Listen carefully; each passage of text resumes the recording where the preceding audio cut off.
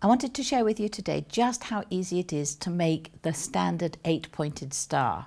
This sweet little quilt was made with pre-cuts from a range of Lewis and Irene fabrics that actually are glow in the dark.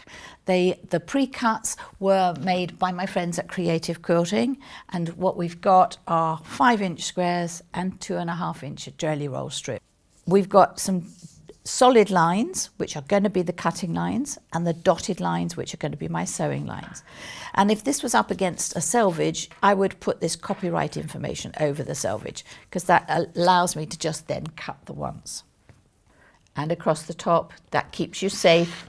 Please do not even think about coming towards you. So this is now a perfect size for the center. I know it looks, well, I've put these so that they are approximately the 1/4 inch seam has been taken up, so you can see that.